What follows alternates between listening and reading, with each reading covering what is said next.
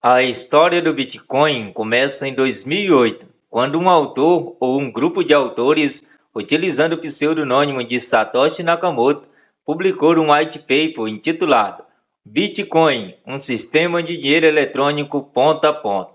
Nesse documento, Nakamoto descreveu um sistema de dinheiro eletrônico descentralizado, baseado em criptografia, que permitiria transações diretas entre as partes sem a necessidade de uma autoridade central.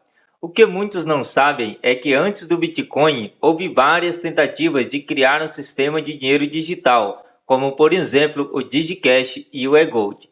No entanto, eles não conseguiram ganhar ampla adoção ou resolver o problema da confiança em uma autoridade central. O DigiCash foi criado por David Chow. Foi uma das primeiras tentativas de criar uma forma de dinheiro digital anônimo e seguro. No entanto, o DigiCash não obteve o sucesso esperado e acabou falhando por algumas razões. O DigiCash era baseado em um sistema centralizado, onde a empresa DigiCash atuava como uma autoridade central para emitir e regular a moeda. Isso significava que os usuários precisavam confiar na empresa para manter a segurança e a integridade do sistema. A centralização e a dependência de uma entidade central foram consideradas desvantagens significativas, pois minavam o princípio de descentralização e confiança distribuído que é valorizado nas criptomoedas. O sucesso de qualquer moeda depende de sua aceitação generalizada. Infelizmente, o DigiCash não conseguiu conquistar o apoio e a adoção necessária de empresas, comerciantes e usuários em geral. Sem uma ampla aceitação, a moeda não pôde prosperar como uma forma de pagamento viável. O DigiCash enfrentou desafios regulatórios significativos em relação à conformidade com as leis de lavagem de dinheiro e antifraude. A necessidade de identificação anônima para transações seguras, juntamente com a pressão dos governos em garantir a conformidade, tornou difícil para o DigiCash operar dentro das restrições legais. Para utilizar o DigiCash, era necessário o uso de hardwares especializados, como cartões inteligentes ou dispositivos eletrônicos específicos.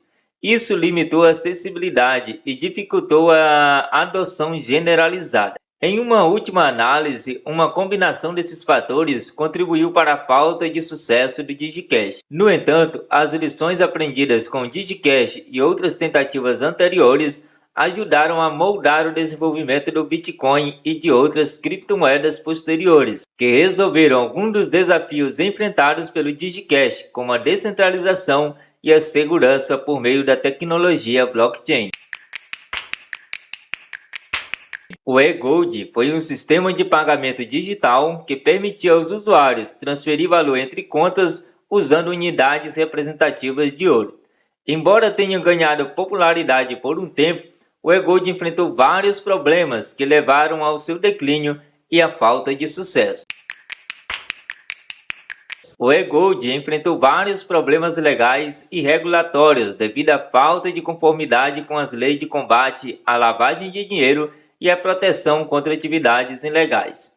A natureza pseudonônima das transações e a falta de verificação adequada dos usuários abriram caminho para o uso do eGold em atividades ilegais, como lavagem de dinheiro e fraude.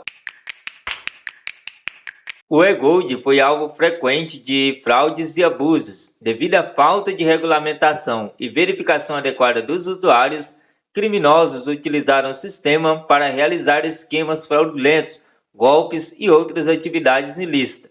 Isto levou a um declínio na confiança dos usuários e prejudicou a reputação do eGold. O sistema do eGold não era totalmente transparente, o que dificultava a auditoria e a verificação das transações. A falta de transparência e prestação de contas afetou negativamente a confiança dos usuários e tornou o sistema suscetível a abusos e manipulações. Devido a questões legais e ações governamentais, as contas da eGold foram bloqueadas e a empresa enfrentou processos legais. Essas ações levaram ao encerramento do sistema e à perda de fundo para muitos usuários.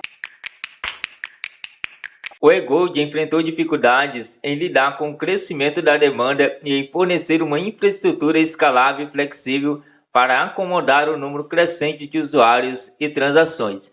Isso limitou sua capacidade de se adaptar e crescer conforme necessário.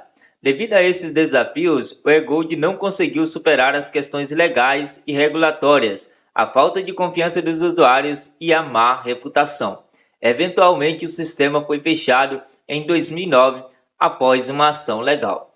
Os problemas enfrentados pelo eGold serviram como um lembrete das preocupações importantes relacionadas à segurança, conformidade regulatória e proteção contra atividades ilegais nas transações financeiras digitais.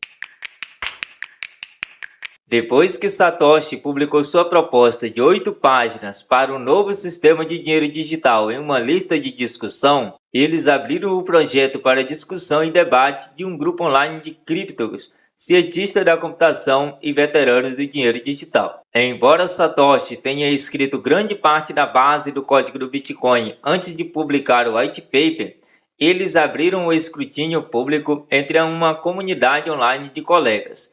Desde o início, o Bitcoin foi um projeto de software de código aberto construído e mantido por uma comunidade de desenvolvedores e entusiastas.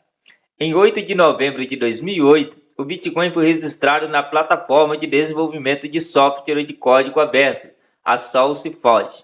Foi quando o Bitcoin se tornou um projeto de equipe. Em 3 de janeiro de 2009, o bloco de Gênesis, ou o bloco zero do Bitcoin, foi minerado por Satoshi ao longo de 7 dias. Nesta transação inicial, também conhecida como transação de geração ou Coinbase, Satoshi incluiu a seguinte mensagem: The Times, 3 de janeiro de 2009. Chanceler à beira de um segundo resgate aos bancos. Esta mensagem foi um sinal claro das intenções do Bitcoin. Como o mundo estava passando pela maior crise financeira desde a Grande Depressão, nasceu uma nova visão para um sistema monetário separado do Estado. Em 12 de janeiro de 2009, a primeira transação do Bitcoin pós-Gênesis ocorreu entre Satoshi e o ativista de criptografia Finney no bloco 170. Finney também teria sido a primeira pessoa a minerar Bitcoin ao lado de Satoshi após o lançamento da rede. A partir desse momento, começou a surgir uma comunidade em torno do Bitcoin, com entusiastas, desenvolvedores e mineradores. O primeiro uso registrado de Bitcoin na troca de um bem ou serviço ocorreu em 22 de maio de 2010, quando o programador da Flórida, Lazarus Hanieks, ofereceu pagar 10 mil Bitcoin por uma pizza. A taxa de câmbio inicial do Bitcoin havia sido estabelecida apenas alguns meses antes. O preço das 2 pizzas grandes do Papa John's foi estimado em cerca de $25 no momento da compra. Em março de 2021, essas 2 pizzas ultrapassariam $500 milhões em valor. Enquanto muitos comentaristas brincam sobre a transação de Hanieks em retrospecto, é importante observar o quão incipiente era a rede Bitcoin na época. O Bitcoin operava em uma rede ponto a ponto, conhecida como blockchain, que servia como um livre-razão público e distribuído. A blockchain registrava todas as transações realizadas com Bitcoin, garantindo sua segurança e evitando gastos duplos. Para manter a segurança da rede e processar as transações, os participantes da rede, chamados de mineradores, usavam seu poder computacional para resolver complexos problemas matemáticos. No início, o Bitcoin era usado principalmente por entusiastas e pessoas envolvidas com a tecnologia. No entanto, com o passar do tempo, o Bitcoin começou a ganhar mais atenção e adoção. O aumento da visibilidade da moeda foi impulsionado por vários fatores, como a crise financeira global de 2008, a demanda por uma moeda digital não governamental e o potencial de lucro com a valorização do Bitcoin. Ao longo dos anos, o Bitcoin enfrentou vários desafios e passou por diversas fases. O preço da moeda foi volátil, experimentando altas e baixas significativas. A regulamentação governamental também desempenhou um papel importante na história do Bitcoin, com diferentes países adotando abordagens variadas em relação à criptomoeda. No dia 7 de setembro de 2021, El Salvador anunciou o Bitcoin como moeda oficial do país.